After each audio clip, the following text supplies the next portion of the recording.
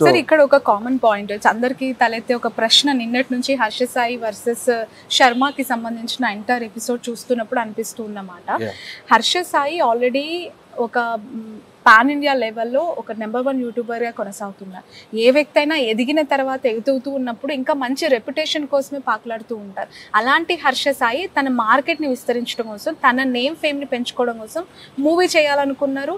ఆ మూవీ మంచిగా రిలీజ్ అయ్యి పేరు ప్రఖ్యాతలు సంపాదించాలని ఎవరైనా కోరుకుంటారు.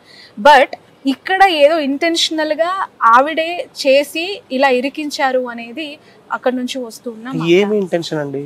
సినిమా ప్రొడ్యూసర్ ఇంతకు ముందు హర్ష సాయి ఎవరిని మోసం చేయలేదు, ఇలాంటి ఇష్యూస్ అంటే ఎక్కడ కూడా ఎవరిని మోసం చేసినట్టు, డిఫేమ్ చేసినట్టు, బయటకు వచ్చి కాంట్రవర్షియల్ కమెంట్ చేసినట్టు తన పైన ఎలాంటి అభియోగాలు కానీ ఆరోపణలు కానీ లేవు. ఇప్పుడు ఎందుకు సడన్ గా ఇలా వచ్చింది లేరని మీరు ఎలా చెప్తున్నారు? లేరు అడ్వకేట్ చెప్తున్నమాట. అతని మీద ఆల్రెడీ సెంట్రల్ లెవెల్లో కంప్లైంట్స్ వెళ్ళినవి ఉన్నాయి. డీజీపీ స్థాయిలో బెట్టింగ్ యాప్స్ ప్రమోట్ చేసి వేల కోట్లు ఎర్నింగ్ చేస్తున్నాడు అనే అలిగేషన్స్ ఉన్నాయి. మనీ లాండరింగ్ కి పాల్పడుతున్నాడని ఇవన్నీ ఉన్నాయి.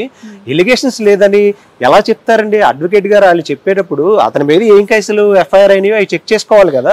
ఫేమ్ ఉన్న వ్యక్తిని డిఫేమ్ చేయడానికి ఇవన్నీ వచ్చాయి. డిఫేమ్ చేయడానికి అవన్నీ ఎందుకు వస్తాయి? ఇప్పుడు దాటిని వీటిని రెండు కలిపి చూడకూడదు. అతను 2 క్రైమ్స్ చేశాడు, చాలా క్రైమ్స్ చేశాడు. బెట్టింగ్ మాఫియాతో కొలాబ్ అయ్యి వేల కోట్ల ట్రాన్సాక్షన్ చేసిన మనీ లాండరింగ్ నేరాలకు పాల్పడ్డాడు. కానీ ఇది దానికి సంబంధించిన కేసుల గురించి ఇవన్నీ కలిపి మాట్లాడకూడదు. That is completely different. But పర్టికులర్గా ఈ కేసుకు సంబంధించి ప్రొడ్యూసర్ని ఎలా యూజ్ చేసుకున్నాడు, ప్రొడ్యూసర్ చేత ఎంత ఇన్వెస్ట్మెంట్ పెట్టించారు, మీరు ఒకసారి మెగా టీజర్ చూడండి.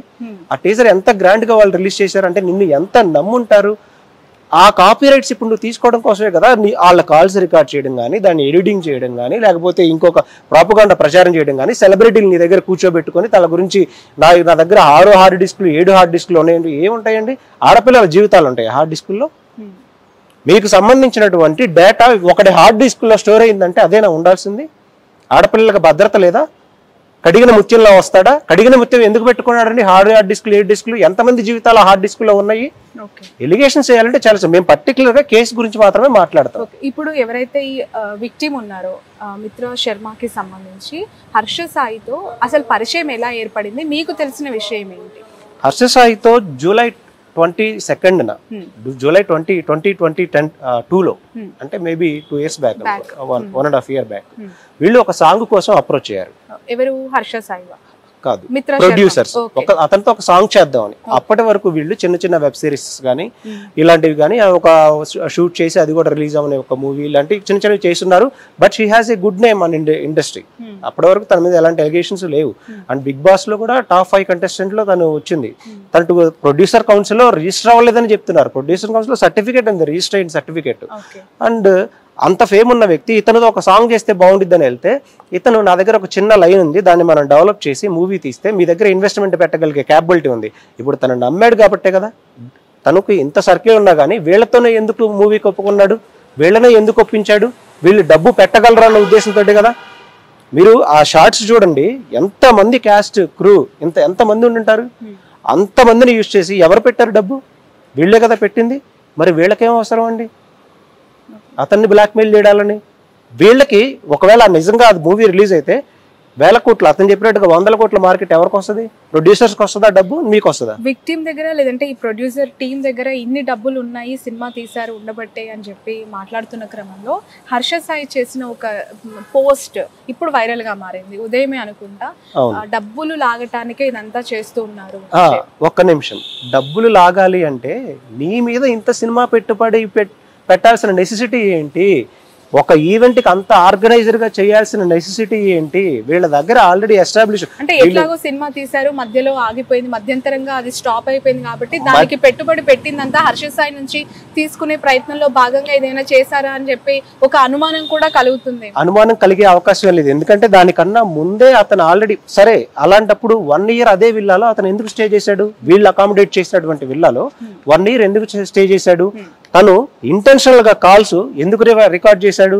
అందులో కొన్ని క్లిప్పింగ్స్ మాత్రం ఎందుకు వచ్చినాయి? ఆ 7 హార్డ్ డిస్కుల్లో ఏముంది? ఆడపిల్లల జీవితాలు ఇంకెన్ని ఉన్నాయి? వీటి గురించి మాట్లాడండి.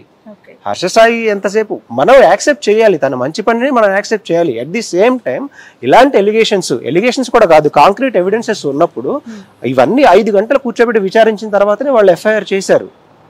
సో మనం వెళ్ళి ఏది పెడితే అది చెప్తే దానికి ఎలాంటి ఇది ఉండదు కదా.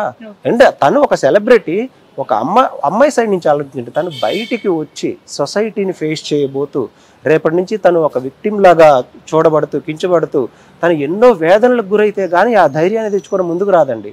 ఏదో అతను చెప్తున్నటువంటి 2 కోట్లు అనేది వాళ్ళు అసలు దాని మీద ఇన్వెస్ట్మెంట్ పెట్టకుండా ఇంకొక చిన్న విషయం గమనించండి. కాపీ రైట్స్ అనేవి ఎవరి దగ్గర ఉన్నాయి? ప్రొడ్యూసర్స్ దగ్గర ఉన్నాయి. హర్ష సాయి తన ఓన్ ఛానల్లో వేశాడు, అవునా? తన ఓన్ ఛానల్లో వేసినందుకు నువ్వు ఏమన్నా పే చేసావా? లేదు కదా.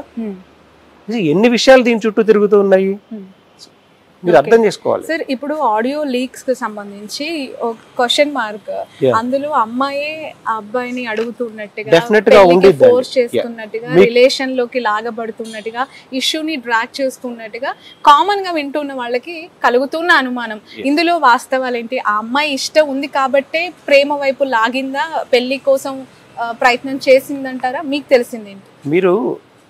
మీకు ఒక ఇన్సిడెంట్ జరిగింది స్టార్టింగ్ లో అని చెప్పాను, ఒక పిక్చరైజ్ చేయటం ఇదంతా జరిగిందని. ఇది జరిగిన తర్వాత వాళ్ళ ఫాదర్ మ్యారేజ్ అనే ఫేక్ ప్రామిస్ తోటి నమ్మించాడు. ఆ నమ్మకంలో హర్ష సాయికి మధ్య వాళ్ళిద్దరూ ఒక రిలేషన్ అంటే ఎస్టాబ్లిష్ చేసుకోవడం, అంటే ప్రేమ అనేది ఎస్టాబ్లిష్ చేసే ప్రయత్నం అతను చేశాడు. ఆ క్రమంలో ఒక పర్సనల్ ఇంటిమేసీ తోటి ఏదైనా జరగచ్చు. అంటే కోపం వచ్చినప్పుడు యాంగర్గా మాట్లాడచ్చు.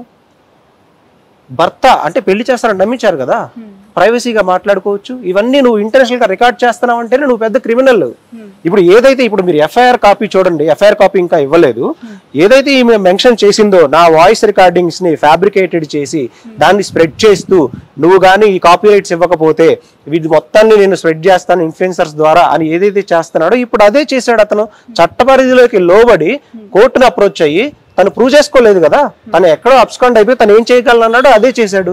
అవి ఫ్యాబ్రికేటెడ్ అని మాకు క్లియర్ కట్ గా అది కోర్టులో ప్రూవ్ అయిన తర్వాత కానీ తెలిసిద్ది.